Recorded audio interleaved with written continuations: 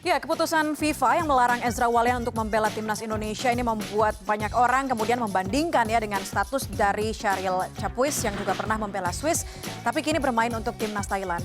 Sementara itu bagaimana sih nasib pemain keturunan Indonesia yang tengah dibidik untuk dinaturalisasi? Akankah nasibnya sama dengan Ezra Walian?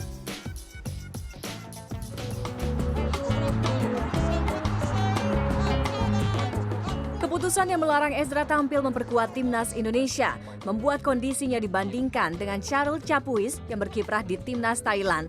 Ezra dianggap bisa membela timnas Indonesia U23 jika selama ini FIFA juga mengizinkan Syahril Capuis gelandang timnas Thailand berlaga. Capuis sendiri lahir dan besar di Swiss dan menjuarai Piala Dunia U17 pada 2009. Dia juga pernah tergabung dalam timnas Swiss U20 pada 2011. Menurut peraturan Thailand, seorang anak yang lahir dari warga negara Thailand di luar negeri memiliki hak berkewarganegaraan ganda hingga 18 tahun. Setelahnya, ia diharuskan untuk memilih kewarganegaraan tetap. Kondisi yang dialami Ezra pun mengundang rasa prihatin Capuis. Dalam akun Instagram miliknya, Capuis mengatakan ia pernah merasakan hal yang sama dengan kondisi Ezra sekarang. Pada 2013, Capuis sempat mendapat panggilan pertama ke timnas Thailand. Namun sayang, timnas Thailand tidak mempersiapkan dokumen yang dibutuhkan kepada FIFA. Capuis pun terpaksa melewatkan kesempatan laga pertama melawan Libanon dalam kualifikasi Piala Asia 2013. Capuis meyakini bahwa suatu saat Ezra akan kembali tampil di skuad Garuda. Kekecewaan yang kini tengah dirasakan Ezra bukan tidak mungkin juga akan dirasakan Sandy Walsh. Pemain yang memiliki darah keturunan Indonesia tersebut sempat dikabarkan akan dinaturalisasi untuk Asian Games 2018. Pelatih timnas Indonesia, Simon McManamy, juga telah menghubungi Walsh pada awal 2019. Walsh juga bisa jadi akan terbentur dengan pasal yang sama seperti Ezra jika berhasil dinaturalisasi.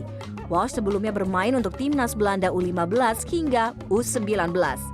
Tiffany Raitama, CNN Indonesia.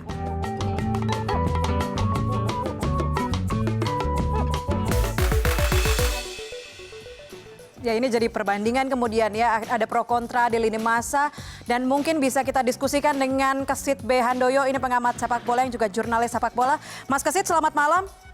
Selamat malam, Mbak Puspa. Mas Kesit, ini kalau mendengar soal Ezra Walian gak boleh main, adil tidak sih keputusan FIFA yang melarang Ezra memperkuat timnas Indonesia? Kalau tadi kita lihat di paket sebelumnya, Charlie Capuis tuh bisa gitu, tapi Ezra nggak bisa. Tapi mungkin kita akan bahas, kita jawab, Mas Kesit jawab nanti usai kumandang azan maghrib berikut ini. Kita akan kembali dengan Mas Kesit, oke? Dan kita akan kembali sesaat lagi.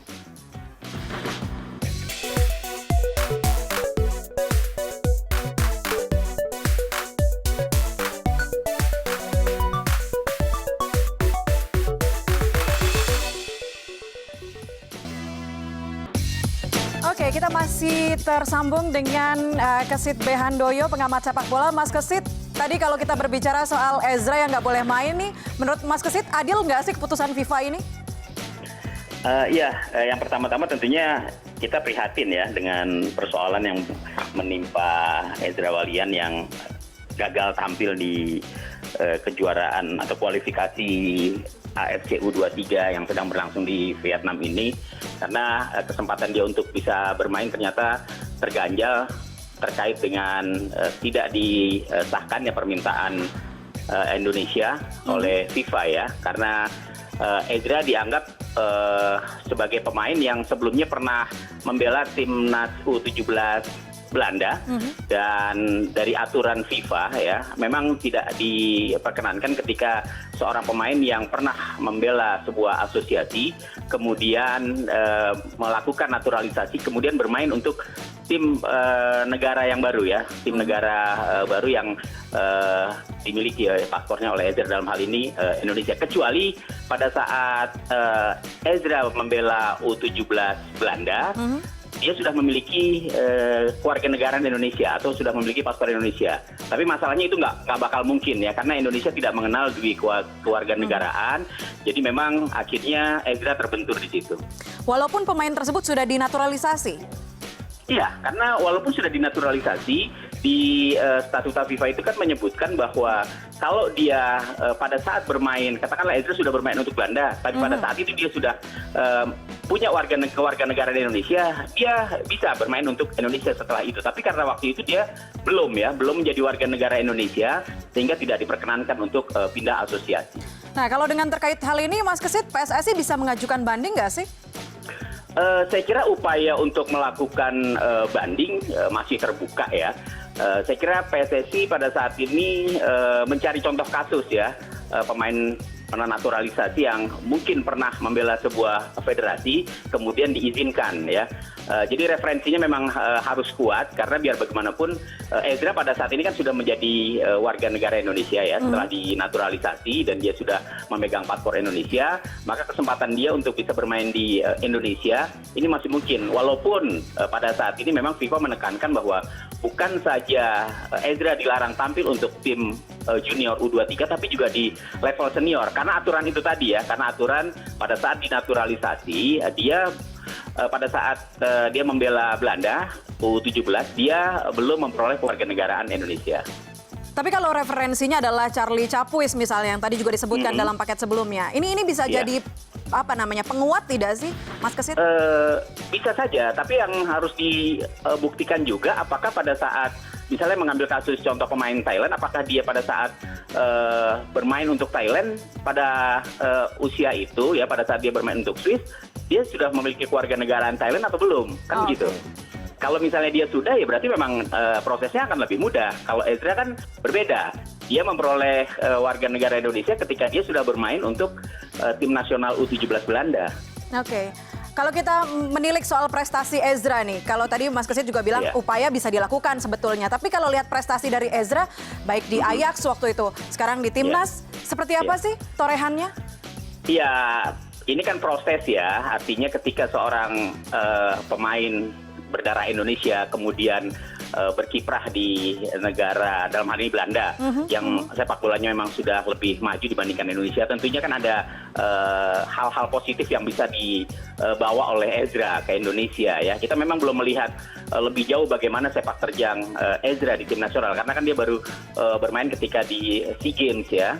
Tahun 2017, artinya kesempatan dia untuk bisa memperlihatkan kemampuannya bersama tim nasional Indonesia ini kan masih butuh waktu, butuh proses. Tapi kalau kita lihat backgroundnya, kemudian dia pernah bermain untuk Ajax Amsterdam ya, dia sekolah di sana. Ini kan pasti beda, stylenya pasti beda. Dan saya kira apa yang dimiliki oleh Ezra itu bisa ditularkan oleh pemain-pemain di Indonesia. Oke. Kalau selain Ezra misalnya ada beberapa nama yang sudah dinaturalisasi di Indonesia, nasibnya juga akan seperti Ezra nantinya. Sepanjang dia pemain tersebut belum pernah membela tim nasional ya, khususnya yang di level A gitu ya, seperti kualifikasi junior untuk Piala Eropa atau Piala Asia ya, saya kira masih sangat mungkin. Yang penting dia belum pernah membela tim nasional di negara pertamanya sebelum dia dinaturalisasi. Itu masih mungkin untuk bisa ya praktis mungkin tidak ada masalah lah kalau dia belum pernah membela tim nasional sebuah negara. Tapi urgensi pemain dinaturalisasi itu apa sih Mas Kesit?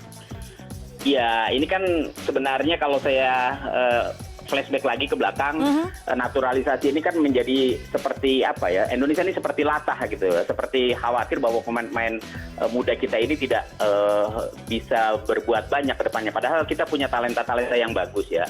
Saat ini kan banyak pemain yang dinaturalisasi, tapi kita lihat saja naturalisasi yang dilakukan oleh PSSI kebanyakan pemain-pemain yang memang sebelumnya belum pernah membela negaranya ya di tim nasional, tapi usianya kan sudah rata-rata sudah tidak produktif yang pada saat ini ada di Indonesia ya.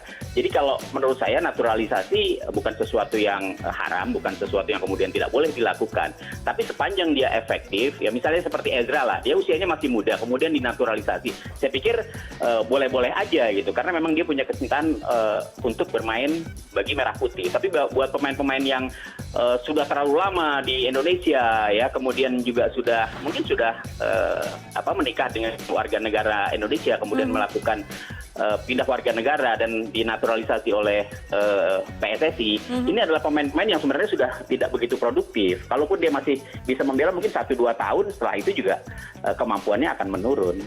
Oke, kalau begitu. Baik, terima kasih Mas Kesit Behandoyo sudah bergabung bersama kami. Terima kasih juga analisanya. Sama-sama, Mbak Puspa. Selamat Terima kasih sore. banyak. Ya, keputusan FIFA yang melarang Ezra Walian untuk membela timnas Indonesia kini jadi perbincangan hangat di media sosial. Berikut saya ajak Anda untuk lihat cuitan dari netizen yang sudah dikurasi oleh tim sosial media CNN Indonesia. Kita buka. Yang pertama, langsung dari PSSI mencuitkan di sini Federasi Sepak Bola Indonesia menghormati jelas keputusan dari FIFA terkait dengan status pemain Indonesia Ezra Walian. Jadi manut begitu. Selanjutnya, dari @Iqbal Praham mencuitkan kasihan Ezra, dia sangat mencintai negeri ini sampai-sampai ketika kakeknya meninggal, ia tetap terbang ke Indonesia dan membuat si kakek bangga, untuk membuat si kakek bangga. Namun sekarang masalah administrasi yang membuat ia tidak bisa bela timnas ini. Salah PSSI, apa salah FIFA ini sebenarnya ya? Berikutnya dari Andika Satria _97 mencuitkan, dapat info dari Facebook katanya, ada sumber orang Thailand mengatakan kasusnya Ezra ini sama kayak Capuis buat main di timnas Thailand untuk main kompetisi resmi FIFA. Tapi tadi udah dijelaskan oleh narasumber kami. Dan selanjutnya terakhir dari @Henry HNDR mencuitkan, ini katanya batal lihat Ezra Walian tampil sama timnas Indonesia nih. Pasti kecewa ya.